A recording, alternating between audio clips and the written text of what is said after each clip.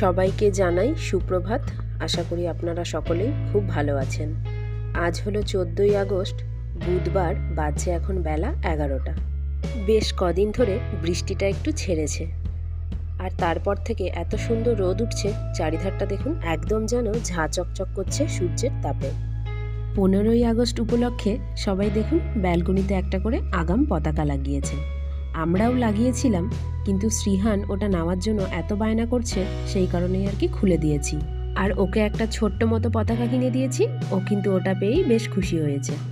এই সপ্তাহে তো অনেক ধরনের মাছই নিয়ে এসেছিল, তো আগের দিন বাংলা মাছটা করেছিলাম, সেটা ওই দুবেলার মতনই হবে তিনজনের, সেই রকমই আর কি নিয়ে আসা হয়েছিল। মাঝে একদিন চিংড়ি মাছটা রান্না করেছিলাম দই দিয়ে। বেশিরভাগ সময়টাই যখন চিংড়ি মাছ আনে মালাইকারিই করা হয়, কিন্তু এইবার একটু দই দিয়ে করেছিলাম। খেতে কিন্তু বেশ ভালোই হয়েছিল।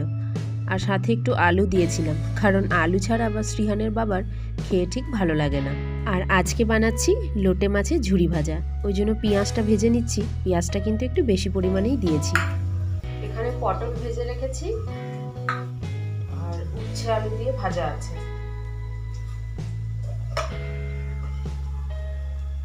আর আছে লাউ দিয়ে মুসুরির ডাল। চলুন, পেঁয়াজটা মোটামুটি ভাজা হয়ে গেছে। এখানে আদা রসুন কাঁচা লঙ্কার পেস্ট দিচ্ছি। এটা কুচিয়ে দিলে ভালো হতো, কিন্তু এখন সময় নেই, ওই জন্য পেস্ট করে দিলাম। এবার একে একে মশলাগুলো দেব। দিচ্ছি অল্প জিরে গুঁড়ো, অল্প ধনে গুঁড়ো, দিচ্ছি হলুদ গুঁড়ো,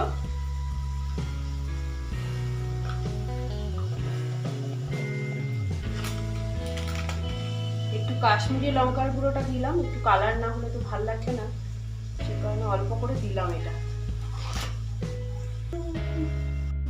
আর সামান্য ঝাল লঙ্কার গুঁড়ো দিলাম। ব্যাস, এটাকে এবার ভালো করে কষিয়ে নেব।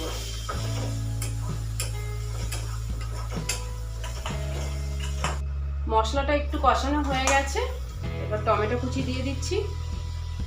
আর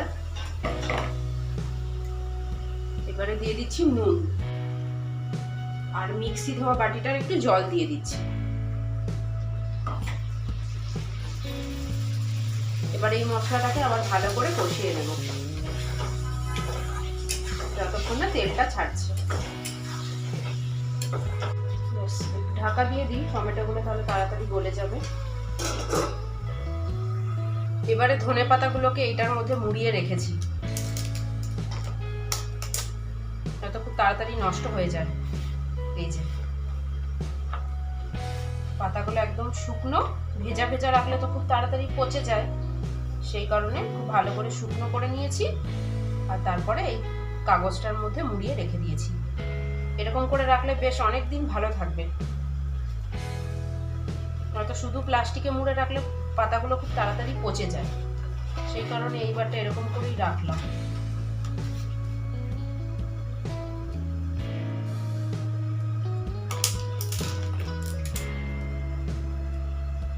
মশলাটাকে কষিয়ে নিয়েছি, বেশ অনেকখানি তেল ছেড়ে এসছে।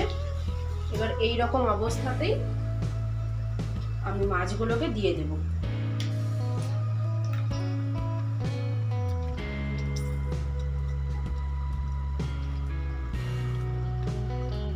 মাছগুলো থেকে জলটা চেপে চেপে বার করে দিচ্ছি। ব্যাস, দিয়ে দিলাম সমস্ত মাছ। এবার মাছগুলোর উপরে সামান্য নুন দিয়ে এটাকে এবার ভালো করে আবার কষিয়ে নেব। মশলাগুলো মাছের গায়ে ভালো করে মাখিয়ে নিয়েছি। এবারে এটাকে ঢেকে ঢেকে ভালো করে সেদ্ধ করে নেব।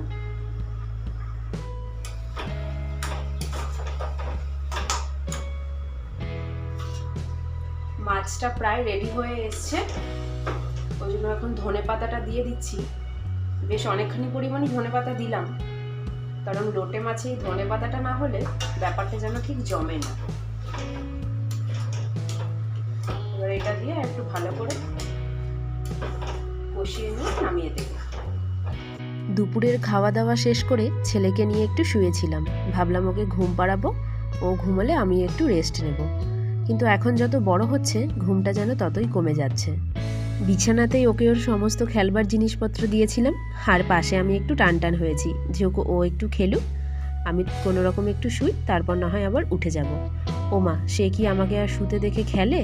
যেই একটু শুয়েছি অমনি ঘাড়ে মাথায় উঠে লাফালাফি শুরু করে দিয়েছে। দুপুরে খাবার দাবার খাওয়ার পর বাসনপত্র তো ধোয়ার থাকেই, তারপরে বাইরে যে জামা কাপড়গুলো মেলি সেগুলো আবার ঘরে তুলে এনে মেলতে হয়। এইসব করে বিছানায় একটু শুতে প্রায় 4টে থেকে 4:30 মতো বেজেই যায়। শ্রীহানের বাবা দাদু তো টিভি রুমটাতে শুয়েছিল, আর আমি ওকে নিয়ে আরেকটা যে রুম আছে ওখানে শুয়েছিলাম। তো আজ আমার সেসব তো আর কিছু হলোই না। কোনো রকম ওকে 5:30 পর্যন্ত বিছানাতে রাখলাম, তারপরে আর কিছুতেই রাখা যাচ্ছে না। তো ওই কারণেই ভাবলাম ওরা দুজনেও যখন ঘুমোচ্ছে একে ঘরে রাখলে তাদের ঘাড়ে মাথাতে গিয়েও লাফাবে। সেই কারণে আমি ওকে নিয়ে এখন বেরিয়েছি পার্কে। এখন যেহেতু অনেকটাই দিনের আলো আছে সেই কারণে ওকে নিয়ে বড় পার্কটার দিকে এসেছি।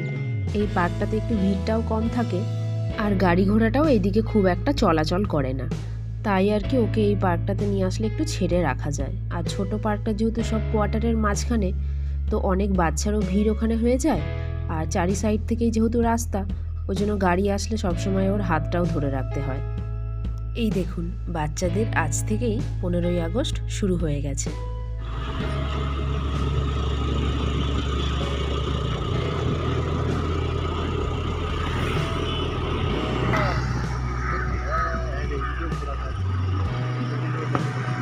এই দেখ, এইদিকেও দুখানা ঘোড়া ঘাস খাচ্ছে।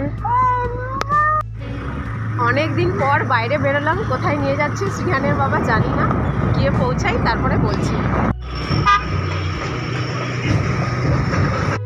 রাস্তা দিয়ে আস্তে আস্তে ওই টেন্ট লাগানো যে জায়গাটা দেখলেন ওটা হলো একটা মেলার মাঠ। সারা বছরই ওখানে কিছু না কিছু অনুষ্ঠান হতেই থাকে, আর সাথে যেই দোকানগুলো আছে ওগুলো কিন্তু এখানকার স্ট্রিট ফুডের দোকান। শ্রীহান আর আমি তো পার্কে ঘুরছিলাম, তো ওর বাবাও ঘুম থেকে উঠে পার্কে গিয়ে আমাদেরকে বলছে যে চলো এই সামনেটা থেকে কোথাও একটু ঘুরে আসি। তাই আর কি হঠাৎ করেই বেরিয়ে গেলাম। সেরকম তো কোনো জায়গায় যাওয়ার ছিল না, ওই টুকিটাকি একটু কেনাকাটিই করার ছিল। শ্রীহানের জন্য একটা ওই চরকি মতো পতাকাগুলো নিয়েছি, আর 15ই আগস্টের জন্য ঘরে কিছু স্পেশাল বানানো যায় সেই সবই আর কি কিছু আইটেম নিলাম।